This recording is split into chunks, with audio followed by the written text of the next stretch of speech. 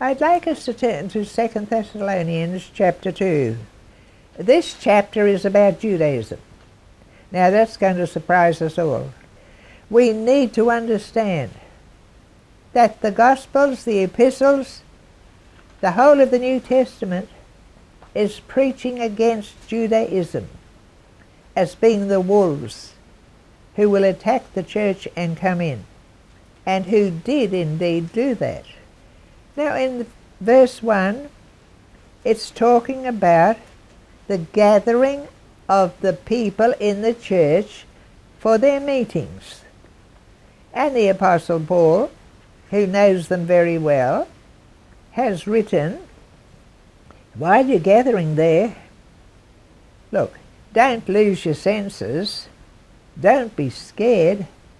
If somebody comes in, or somebody in your midst, uses a gift of the Spirit called prophecy, and gives you a word, or if some messenger comes from another place with a letter that supposedly is from me and from us, saying, the day of the Lord is at hand, don't be deceived.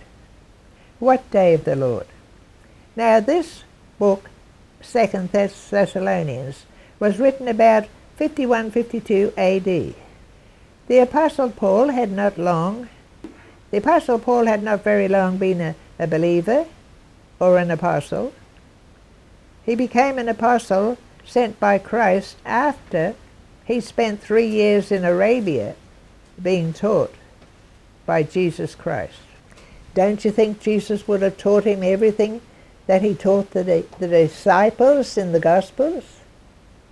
Don't you think he would have taught him about Matthew 24, Luke 21, Mark 13? Why, of course. Like many believers today who do not believe it, we do not find anybody. The Apostle Paul was not like many believers today who do not believe the words of Jesus in those chapters. The Apostle Paul believed Jesus. When Jesus said, particularly in Luke 21:16 and further, he says, this generation that's here listening to me, when he spoke these words when he was on earth, after he came out of the temple, and the disciples and others had said to him, oh, look, Lord, look at this beautiful temple.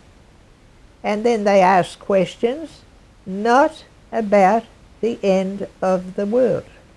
They asked questions about the end of the temple that was already proposed by Jesus, and he answered and said, in those 3 chapters I mentioned, what would occur in relation to the destruction of this temple, that particular temple? Now that particular temple was destroyed in AD 70. It is history. Josephus, the great historian, Jewish, plus Tacitus, the Roman historian, have given details of the destruction of the temple in AD 70. Every Bible school student should study the book of Josephus. They don't. Their teachers, the seminarians, should study Josephus. Some must.